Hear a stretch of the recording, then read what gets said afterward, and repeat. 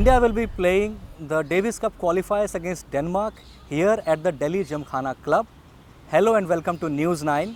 We have with us Indian team's non-playing captain Rohit Rajpal with us. If you can tell us more about how the preparations has gone for this crucial tie with Denmark. So the boys are all in now. They were playing at Dubai. The Dubai Open was going on, and we've just got the entire team. And now the next 1 week is going to be full of some sets and drills and getting used to the grass and the bounce here. So the boys are matched up because they've been on the tour for quite some time for the last few weeks. So we're expecting that the boys peak at the right time, which is by a week or so. So yeah, the preparation so far look pretty good. Denmark doesn't have its top seed playing. Is that an advantage for India going into the tie? Well, I wouldn't say it's an advantage. I think it's a disadvantage for them. But like I said earlier, that World Cup is every team is very, very tough and a very well-rounded team. So I think one player here and there will not make much difference. They have Fredrik Nielsen, who's the captain, who's been a Wimbledon winner himself. They have Toppegard. So they have enough good players in their team. They're a full-rounded team, and that's why they're in the World Group. So yeah, I mean, so we're expecting a tough match, and we are preparing accordingly. After the Finland debacle, this will be like one chance for you to actually make a comeback in the Davis Cup, and you are being billed as the overwhelming favourites because of the grass being there. Well, playing traditionally on grass, as you've seen, India's some of our best performances have been on grass. Even with the Amritraj brothers or Ramesh or Leander for that matter and Mahesh, they've all contributed greatly on grass, and we want to keep up that tradition, and which is why the fact that we chose grass is that it should play to our advantage. The boys are suited, the games are suited for grass, and also, like I said earlier, the discomfort of the Denmark team is also an important factor in our strategy. I don't think grass would be their first choice to play India. You would have answered this question number of times, but as a captain and as a former player, are you worried about the Indian future? Yes, I am. At the moment, for any captain, you're as good as your players. So I would like to see many more youngsters come up and perform and rise to the occasion. There is a bit of a gap that we are noticing, and for that reason, we've started a National Centre of Excellence at the Delhi Lawn Tennis Association, at the DLTA. We're trying to fill up that gap. We've gotten some of the top juniors. As you see here as well, I've invited 4 players who are the next gen players, just so that we are trying to get them prepared early. They sit on the bench, they see the kind of pressure the boys go through when they're playing for the country. So we are working very hard on creating the next batch of players and the batches followed by them. Doubles, we've had a history of great doubles players in any case, like I said. So again, going back, a pipeline, we're trying to create a pipeline of good doubles teams and good singles players as well. So it's going to take a while, but we are very confident with the National Tennis Centre and the initiative that the All India Tennis Association is taking, that we shall reap the benefits in a few years to come. Like Mr. Jain was actually talking during the press conference that you will also have a coaches program also to train the coaches how to impart tennis education and all that. Yeah, it's a whole ecosystem that we are looking to create, which with not only the coaches but also the physios. I think the physical, this is one of the toughest, probably the toughest game out there. Right. With 250 countries playing it, and kids from all over the world are playing. They don't go to school. They play from morning till night to turn professional.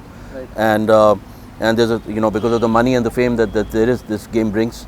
So it's really the toughest game out there. So if you leave your racket out, you still need to be a top class athlete in the world.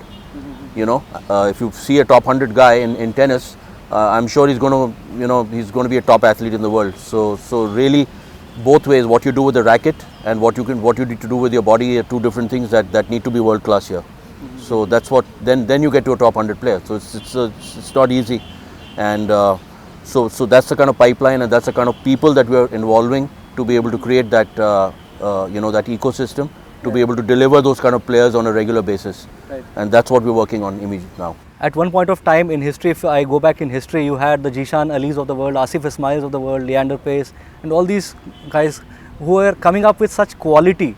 Now, somewhere or the other, the quality seems to be missing. Is it that killer instinct, which the question that you had answered during the press conference, is it the lacking of killer instinct, or the skill sets, or the mental setup is not proper? Where do you think we Indians lack? So, for example, tennis, like I said, if you see Europe, things have changed over a period of time. If you see before, Sweden used to be one of the top countries in the world with Bjorn Borg, Mats Wilander, Stefan Edberg. Now you don't hear of anybody coming from Sweden. Right. Why? Because I was talking to the national coach there, and he said that the amount of kids that play have become so less, and they've gone into software, they've gone into different kind of things, and tennis is not that, and so it's very important for each country to have heroes that motivate youngsters to be able to take up the game. And the better the players do, the more outreach we can create for youngsters. It's a pyramid approach, as I call it. If the foundation is larger, the pyramid is always going to be greater. So that is the attempt that we are trying to do. We are trying to reach out to some of the best talent in the world. India does not lack in anything. India has, could you ever imagine that you would have boxers and wrestlers come and beat up people from all over the world and win? Right. So India has shown that it has. What really India needs is good structured programs, good know-how to be delivered to the kids, and the kids are going to be world beaters. It's just a matter of time as India consolidates its sports programs and becomes a sporting nation. If you look at the schools also, you have 2 PT periods, right? And that needs to change. That needs to change, because in America, I just had a call from a cousin of mine, and I keep giving this example, that his kid was playing in squash in school, and suddenly he called me and said, Rohit, what do I do? Now he's ranked number 2 in squash in America. Right. So I said, did you just come to know today? He said, believe it or not, yes, because he was playing in school and his coach was teaching him, and he was doing this all the time, and I didn't even come to know that he's so good. Right. So the system itself produced a kid.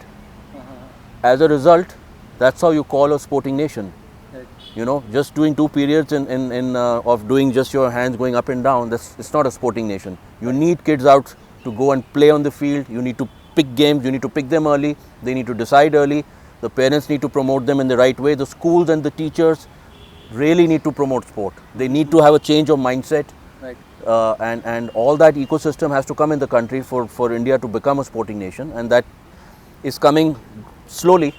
I'd like it to come much faster. Coming back to the Denmark tie, how much of a pressure or how much of an expectations you have with somebody like a Ramkumar Ramanathan, who is the highest ranked in your team as of now? So how much pressure or how much expectations you have as a captain from him, because he will be the one who will be playing the singles, and also he has to be combining with the other guys to actually get India the tie also. So Ram, I have high expectations from him, obviously, because his game is very suited to grass. And he serves in volleys, so he's a key player for us in this tie as well. I'm also very happy to have Yuki Bambri back in the team after a long time. He's won some great matches for India in Davis Cup, so I'm hoping that he's going to stay in shape and stay sharp throughout this match. Of course, legendary Rohan Bopanna is there, Prajnesh Gunneswaran, who's also a world-class player himself, huge serve and a huge game. So we have enough singles players, and we are well-rounded with Divish Sharan also as a double specialist, Saket Mainini as a reserve. So we have an all-rounded good team. Anybody can rise up and play on grass. Globally, the biggest event or something that happened in tennis was Novak Djokovic actually losing his world number 1 position, and this guy Daniil Medvedev, he is getting the world number 1 position as of now. So how do you see that thing actually disrupting the tennis world as of now, because that used to be ruled by only the big 3 and big 4s at one point of time? So like I said, all good things come to an end. These guys have given fantastic entertainment. There has been great camaraderie as well. They've been good brand ambassadors of the game. I think Djokovic still has a lot left in him. He's younger comparatively. But look at a Nadal coming in at 35 and winning a Grand Slam. So I think that these guys are still going to be around for a couple of years. They still have some good tennis left in them. But the younger batch is always there coming to push these guys out, which is headed by Medvedev, Tsitsipas, all the other boys that are following. Eventually they are going to be the ones who are going to take over. So that push and pull is going to happen, and that's what you're seeing at the moment. Last question. So after this win, if which you look on paper as the favorites. After this win, what is the road ahead for the Indian team? Like, what are they playing next? What is the schedule like? What are you targeting for this year? So once one thing at a time. I think first is obviously Davis Cup here, and then they're all going to be off to various tournaments that they're going to be playing around the world, because they do have a world ranking to protect and to gather enough points to stay up in the world rankings. And then we look forward to a draw at some point where we will see which country we're going to be playing next. Right. And that's what we're going to be waiting for, and then the preparations for that will start. That was Rohit Rajpal, the non-playing captain of the Davis Cup team, and he is very happy and very excited for the tournament starting at the Delhi Gymkhana Club here. Thank you for being with us. Stay tuned to News 9.